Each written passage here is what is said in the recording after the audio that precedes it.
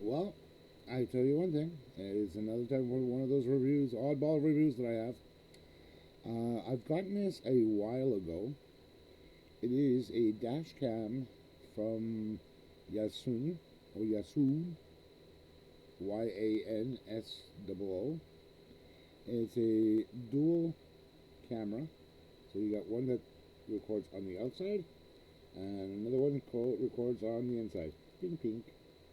So that includes some infrareds for recording through the night, so that way you get some visual effects of what you're recording on the camera itself.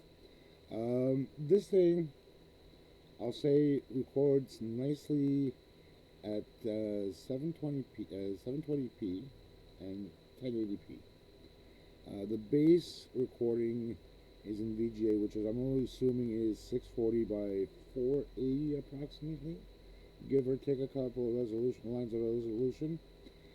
I've done recordings or test recordings at 1080, and it does the job. It does nicely. I'm not going to say I'm an expert at it. There's no open heck. I've done some studies in photography and all that, so I've done the understandings. Um, it does work great. The thing is, with this one here, my main beef, and it's not to put it in a bad way on this, it's just maybe something that I would not have used as an option, but would have considered it as an option if I wanted to record both exterior of where I'm going to and the interior at the same time. This one here only has that option where you record with both cameras at the same time. This one here is, like I said, it's just a matter of preference on it. It's not a bad thing. I do understand the reasoning behind it.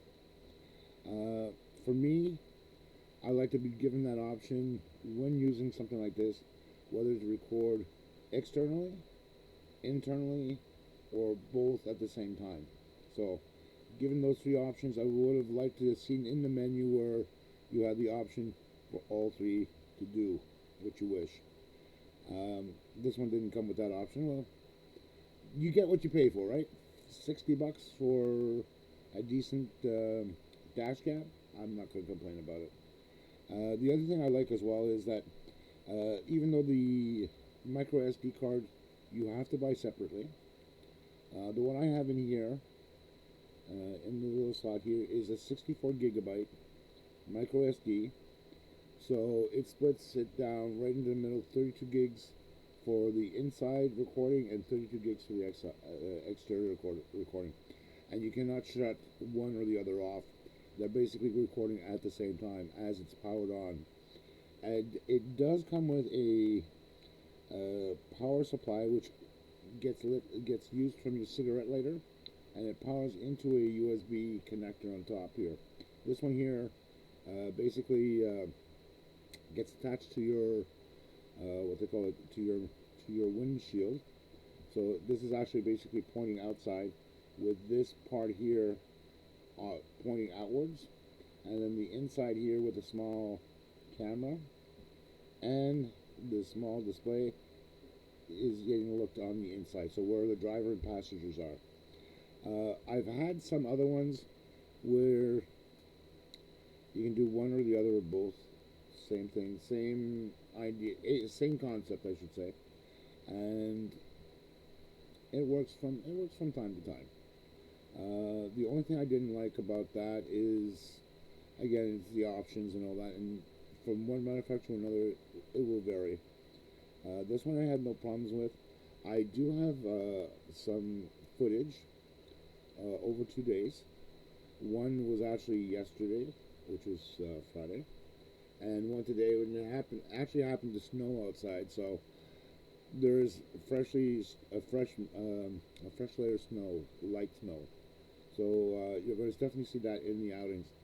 What I'm going to do as well, when I do present that, I'm going to actually roll it faster up for you guys, so that way, instead of dragging along for whatever the amount is for the 2 days, it's going to be sped up quite a bit. So that way you won't be as what's the word I'm looking for?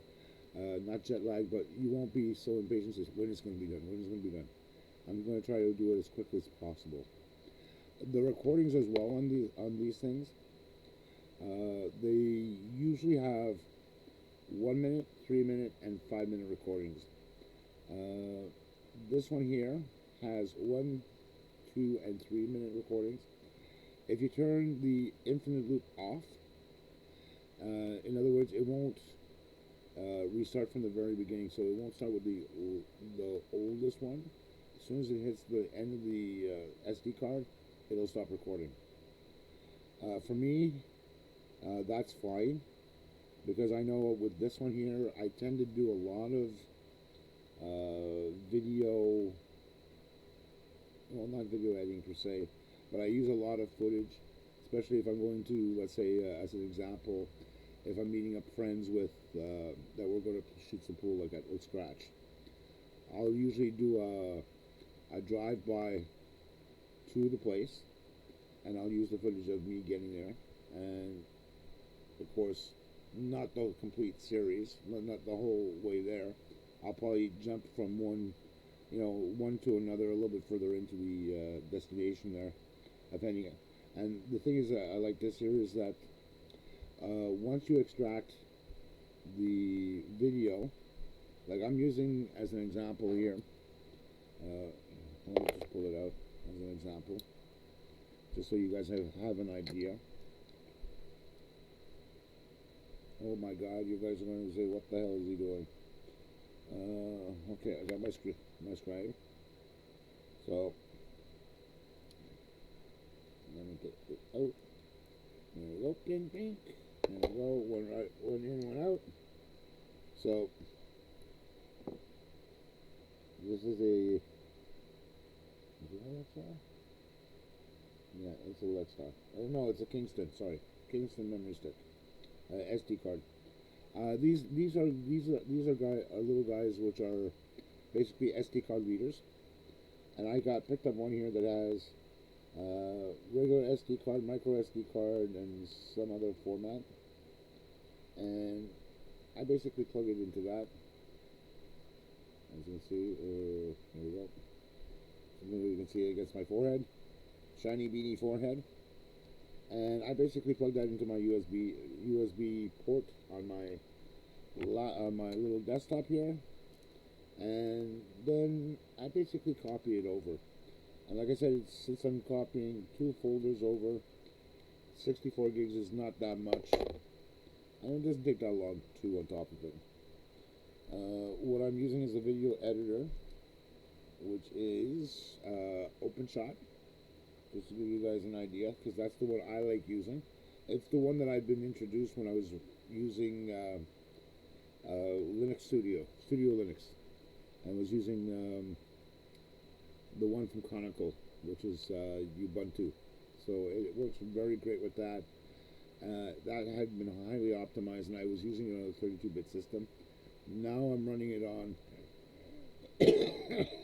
Sorry, I'm using it on a Lenovo ThinkCentre, which is a great little desktop version with 32 gigs of RAM, an iCore 7 running at 2.8 to 3.6 boosted, and a 2 terabyte SSD. So I'm using that on Windows 10, and it works great. It takes a little while depending on the size of the file. I just did one where it was about close to 2 hours of footage, and it took me about an hour and a half but that's, again, when you're doing it frame by frame almost, it takes usually long to get these done, but it's worthwhile afterwards. Plus any animation, any sounds, any music, stuff like that, you take into consideration, the longer it will go on for recording, and the files tend to expand quite a bit, especially when you're compiling it all together. But overall, let's take a look at the footage, and you'll see what I mean by the resolution. Okay, and again, just expect that this is something that's always on the go, especially when you're driving. So it's a good little thing there.